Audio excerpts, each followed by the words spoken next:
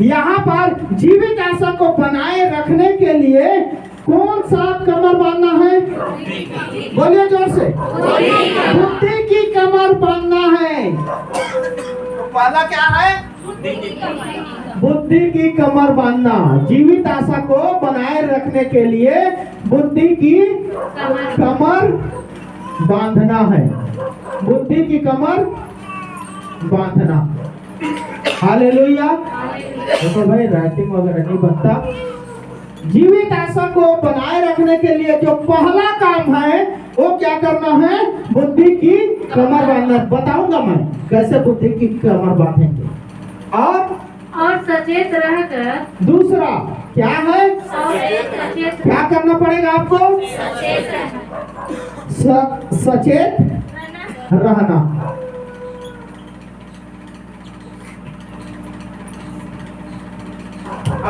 पूरा कर दीजिए उसको।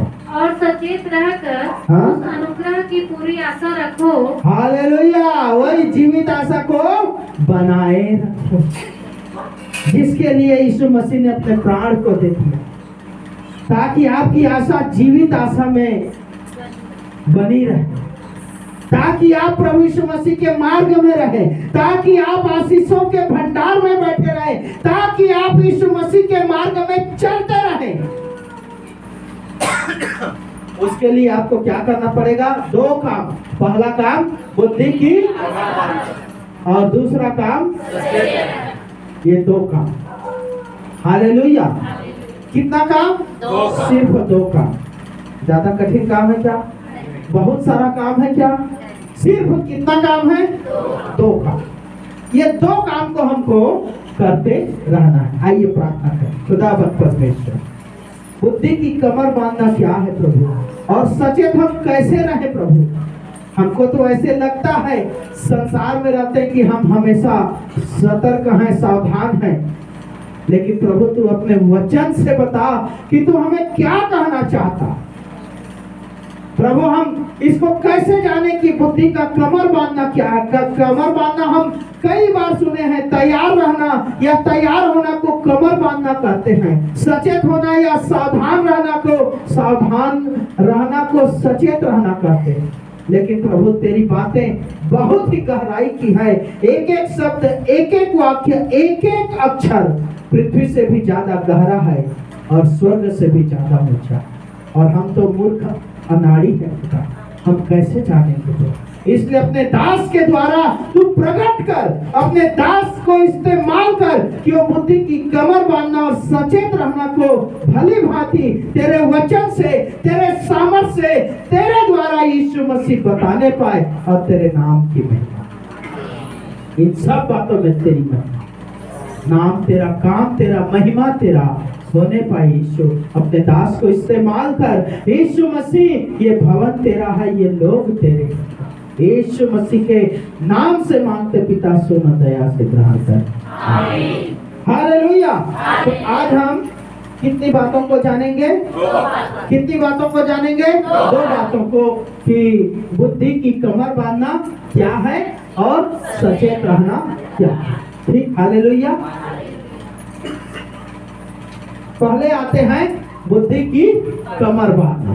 ठीक है, मैं बताया आपको कमर बांधना है ना, बहन लोग भी करते हैं ना, कमर बांधते हैं ना।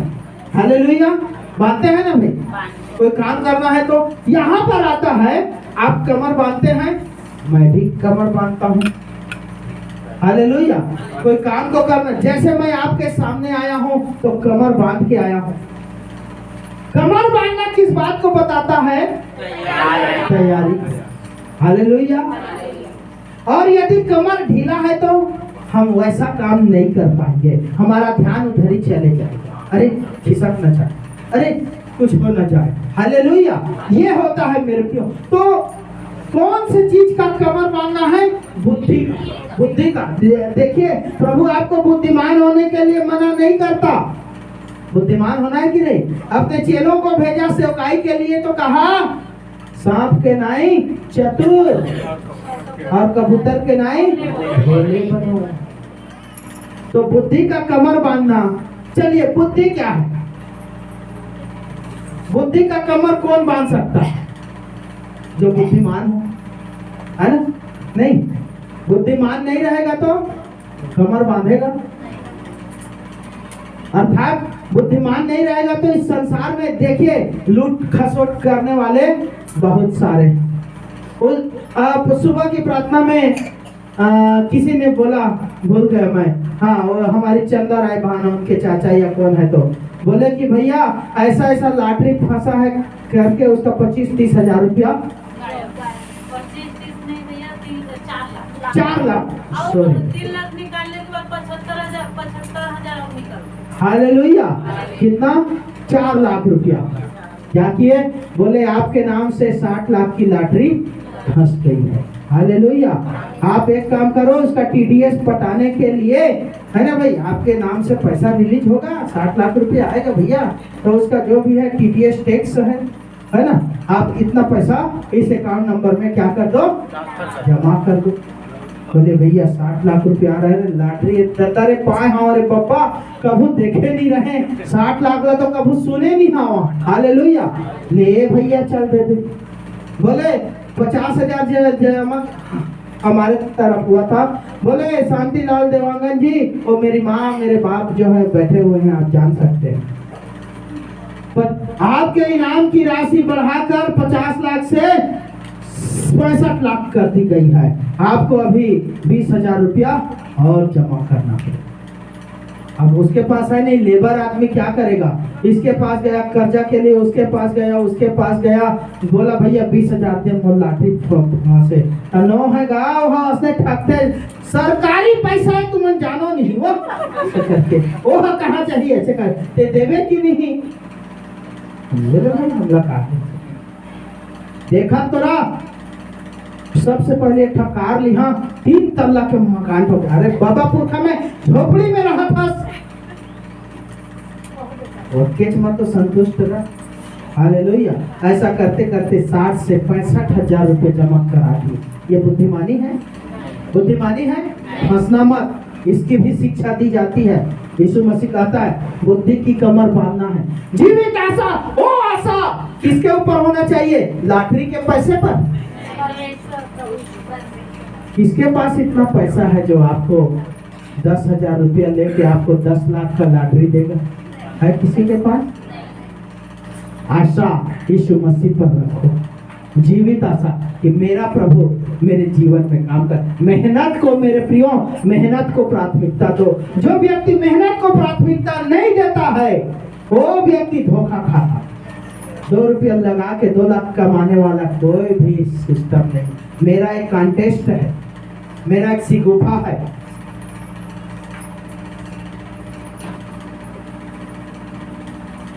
क्या है मालूम? मेहनत का कोई विकल्प नहीं, सफलता का कोई शॉर्टकट। माने ना माने, हालेलुया। मेहनत करने का कोई विकल्प नहीं है।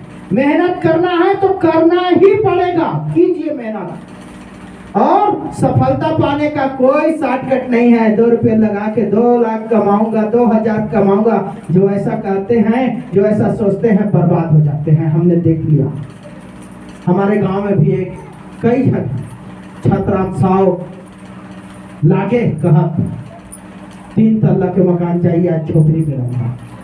सट्टे में एक बार 25,000 क्या फंसा, छोड़ दीजिए। हालेलुया। छोड़िए बात। फक्कर राम गिरधारी लोटा ना खारी, जुआ में पैसा जीत जहाँ कहत कई एकड़ खेत ला एक रात में जो है वह का करते जुआ में हार गए, यहाँ तक कि अपन पाइल भी हार गए। बिना कर आगे काकत करना अपन नौकरेज कर भाई, हाँ के धर ली सो कर हाथ चल अब ते मोर हो गए हंसे। हालेलुया। ये बुद्धिमानी है, ये बुद्धिमानी है, ये बुद्धिमानी है। मैं सिर्फ सांसारिक उदाहरण की बात नहीं कर रहा हूँ। यीशु मसीह के रास्ते में चलने के लिए बुद्धिमानी आपको लगाना पड़ेगा। बुद्धि का कमर बांधना पड़ेगा, कमर कसना पड़ेगा। अब बुद्धि का कमर बांधने के लिए पहले आपको बुद्धिमान होना पड़ेगा। अब बुद्धिमान होने के लिए अय्यूब 28 का 28 निकालिए, आपको क्या करना पड़ेगा देखिए।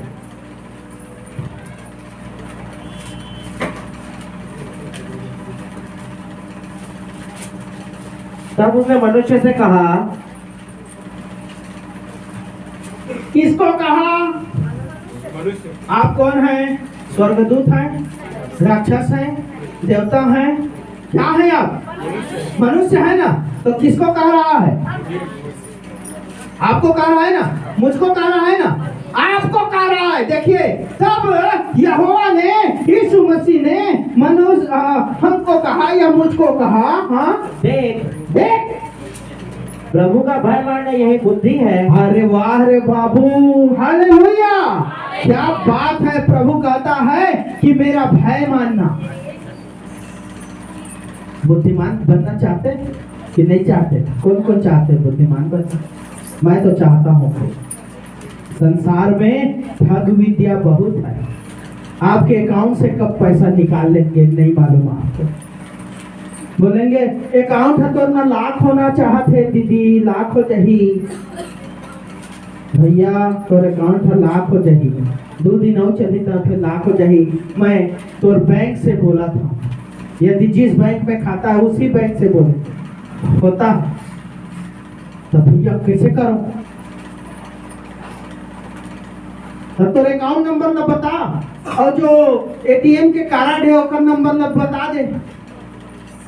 हाँ भैया ठीक है ठीक, ये दे फलाना फलाना मोर अकाउंट नंबर है और ये हर एटीएम के कार्ड है, एक नंबर ऊपर तरफ, हाँ 16 डिजिट के नंबर है, हाँ वही ला बता। अच्छा पलट तो ला, कौन ला? एटीएम ला पलटे, देख तो 3 डिजिट में सादा सादा रंग में लिखा है, वो नंबर ला बता दे। हालेलुया, आपने क्या कर दिया? बता दिया। उसके बाद हाँ ठीक है मैं ठीक कर देना। हालेलुया, बाद में पता चला आपका अकाउंट में खाली हो गया, जितना था 25,000, 30,000, 5 लाख, 10 लाख सब उसके अकाउंट में चला गया, क्योंकि आपने बता दिया। सीक्रेट को क्या कर दिया? जो गुप्त था उसको बता दिया। ये बुद्धिमानी है। यहोवा का भय मानेंगे, प्रभु आपको कभी भी ऐसे ठग के चक्कर में पड़ने का नौबत ही नहीं आने देगा। उसके पहले ही आपके दिमाग की घंटी क्या हो जाएगी? ठनठना जाएगी। नहीं बेटा, ये पता नहीं कौन आदमी है, तू बोल उसको। मैं बैंक में जाके मैं मोर अकाउंट लगा कर ली, हाँ खुलवा ली, हाँ जी मैं करवा ली, हाँ। Hallelujah, hallelujah. तो कब? यहोवा का भय मानने से। भय मानना मतलब उसकी बात पर मानने से, उसकी बात को मानना, उसके वचन के अनुसार चलने से क्या होगा? आपके जीवन में बुद्धि आएगी। यहाँ पर कहा ना, देख यहोवा का भय मानना यही बुद्धि है। क्या है वो? बुद्धि। यहोवा का भय मानना क्या है? बुद्धि। बुद्धि है कि नहीं है? है कि नहीं है? आप यहोवा का भय मानते गए तो बुद्धिमान होते गए कि नहीं होते गए? कि नहीं होते गए? प्रभु का भय माने तो बुद्धिमान होते गए कि नहीं होते गए? जब अंबिकापुर से आ रहे थे, रात को लगभग 12 बज रहा था, वही बिलासपुर और कोरबा के बीच की बात है। पुलिस वाले खड़े थे हमारे आगे, मतलब बैरिकेड लगा के। ट्रक वाले को ड्राइवर के पास गए और एक छोटा सा यंत्र है उनके हाथ में, बोले इसमें फूंक मारो, फूंको ऐसा कर, फूंको ऐसा कर, फूंक मारो जी ऐसे, ऐसा करके फूंकना है। फूंके और मीटर को कुछ दिखाया, बोले किनारे कर। क्या कर? समझ रहे होंगे, किनारे कर। हालेलुया। उसके बाद में और एक ट्रक वाले को बोले फूंक मार, मारा, बोले तू जा। फिर एक ट्रक वाले को बोला फूंक मार, फूंक मारा, बोला तू भी चल, किनारे कर। उसके बाद हमारी बारी आई, मैं चला रहा था गाड़ी, बोले आप फूंक मारिए। मैं बोला आओ, और जोर जोर से मैं फूंकने लगा, फूंका। उसके बाद में बोले आप जाइए जाइए। ठीक है ठीक है। समझे क्या है? जो शराब पीकर नशा करके, हाँ है ना, वो भाई ड्राइवर है। गिरवर भाई खड़े हो जाओ, खड़े हो जाओ, बोलो क्या है? हाँ हाईवा चलाते हैं ये भाई। शराब पीने वो देखिए भैया जो है और उससे आगे की बात को कर रहे, कितना जुर्माना? भैया मोर पेट तो आ जाओ, मैं तो पिया था ना, ते का मोर से जुर्माना ले? हालेलुया, बुद्धिमानी है क्या? हालेलुया, 10,000 या फिर गाड़ी छोड़ के जा, लेके आ बेटा पैसा। हालेलुया, बुद्धिमानी शराब पी के गाड़ी चलाने में। यही यदि यहोवा का भय नहीं मानते, हम लोग सांसारिक लोग होते तो क्या करते? जाके किसी ढाबा में या बार में चलो एक एक हो जाए फिर घर चले जाएंगे, ऐसा करके, है ना? ऐसा होता है ना? होता है कि नहीं होता है? यदि समझदारी नहीं है तो क्या करते हम लोग? और वहां पर आके पीते तो थोड़ा सा, और ऊपर से नशे में आप गाड़ी चलाएंगे तो जान जाने का है कि नहीं है? जानलेवा है कि नहीं? यहोवा का भय मानते हैं। प्रभु ने कहा बेटा गंदी चीज को हाथ नहीं लगाना, तेरा जान भी चले जाएगा, नरक में भी चले जाएगा, और 6 जन बैठे हैं वो लोग भी चले जाएंगे, नमस्कार हो जाएगा तो, है ना? और लोग भी सुनेंगे, वो कहेंगे, गाली देंगे मरने के बाद भी।